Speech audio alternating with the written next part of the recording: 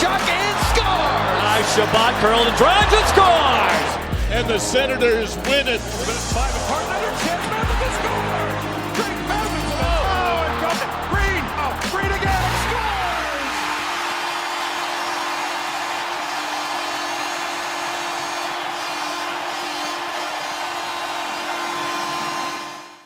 Welcome to Sens Talk. My name is Brandon, and I'm your host. Now, before we get started, please follow us on Twitter at SensTalk_, and on Instagram at SensTalk. Now, last night, the Ottawa Senators took on the Vancouver Canucks, but before we get into that recap, a few things. Firstly, comment below right now with your answer. Do you think Jacob Bernard-Docker should be drawing into the lineup more often? Comment below with your response. I look forward to reading and responding to all your comments down below. As well, go to SeatGeek.com and use the promo code SensTalk to save $20 off your first purchase. It's a great deal. Take advantage of that today. As well, we are honored to be sponsored by the premier culture magazine in Ottawa, Faces Magazine. Make sure to check out the new April issue from Faces Magazine today. Magazines are offered for free in grocery stores and select locations across Ottawa, and this month's issue features a cover interview with number 4 Sanders legend Chris Phillips on his new role with the Sanders Community Foundation. The April issue also has features on Sanders star Drake Batherson and Sportsnet's Scott Bukauskas. Also, do not forget to follow Faces on their social channels for great content, crazy contests, plus more. That's at Faces Ottawa for their Instagram, Twitter, and Facebook pages. Now, last night, it was the same lineup as the last 3 games in a row, which means Jacob Bernard-Docker remains out of the lineup once again. Now, the starting netminders for Ottawa was Matt Murray, and for Vancouver, it was Thatcher Demko. Now, I'm going to format this recap a little differently than others. I'm going to recap the goals first, and then I'm going to give my game thoughts. So firstly, the goals for tonight's game. There was only 3, all for Ottawa. The first one for Ottawa, Nick Paul takes a shot. Tim Stützle deflects it in, sort of. He jumps in the air, deflects it in regardless. 1-0 Sanders, and hopefully that Jimmy goal can get him going. He hasn't scored a lot recently, and he definitely took the monkey off his back there. Hopefully we can start seeing him produce more goals moving forward. Regardless, Sens lead 1-0.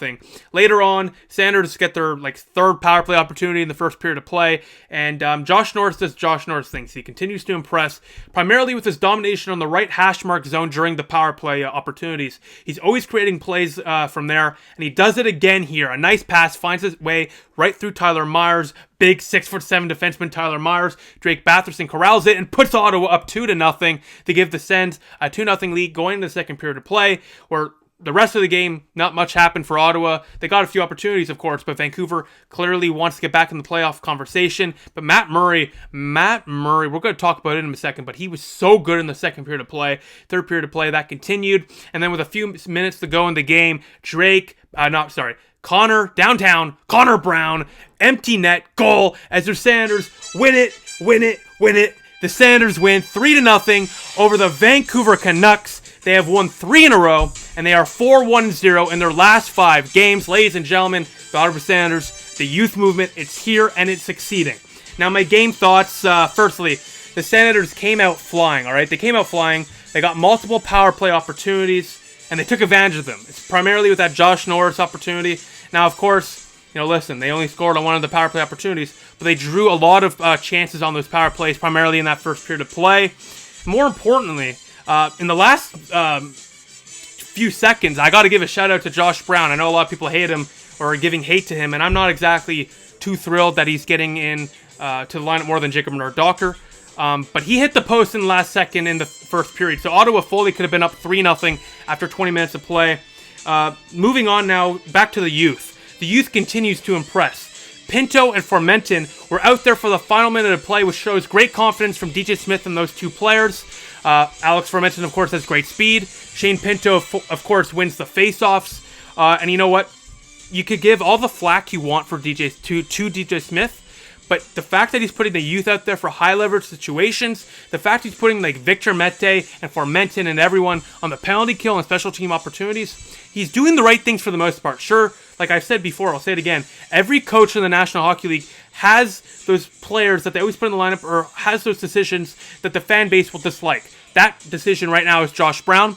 But if you look at the grand scheme of things, DJ Smith has done really good work with the Senators youth. Putting them in their great opportunities on the power play, putting them in great opportunities in the penalty kill, trusting them in the final minutes to play to kill the game to give the Senators the win.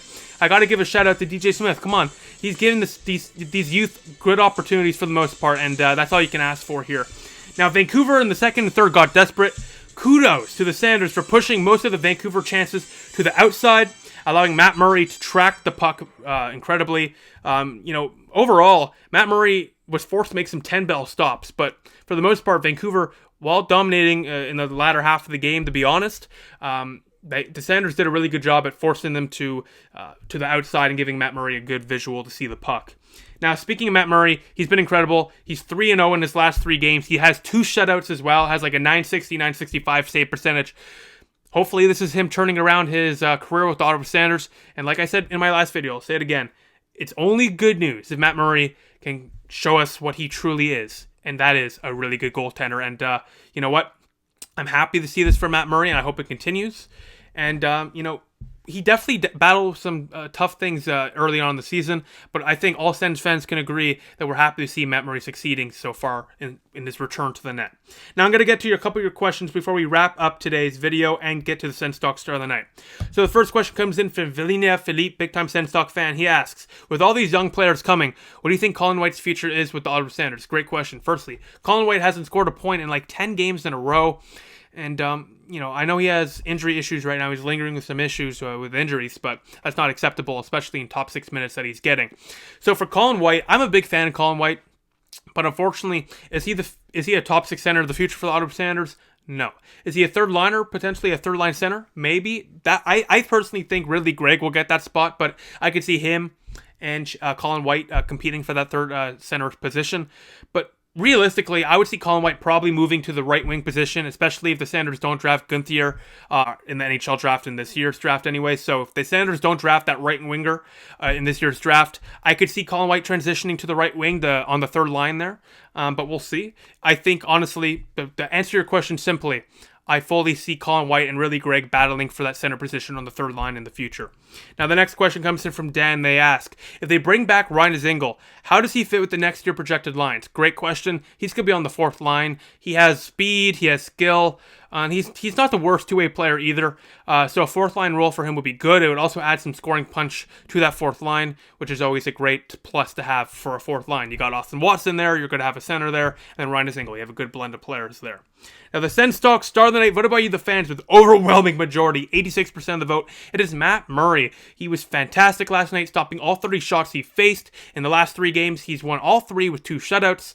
And hopefully this is the turnaround that we've all been looking for in Matt Murray. The next Sens game is Saturday at 10 p.m. Eastern Time versus the Vancouver Canucks, which means, of course, I will be uploading the game recap for that game Sunday, so stay tuned for that. But besides that, thank you all for watching. I appreciate the support as always. I love you all. Thank you so very much. But besides that, thank you for watching. Make sure to like this video, share this video with Circle Stuff, and click the big red button down there and subscribe to us. And most importantly of all, turn the notification bell on so you get notified whenever we upload a new video. Besides that, the Sanders, they take it 3-0 over the Vancouver Canucks. And I'll see you Sunday for hopefully 4 wins in a row for your Ottawa Sanders. Besides that, I'll see you then. Go Sens, go.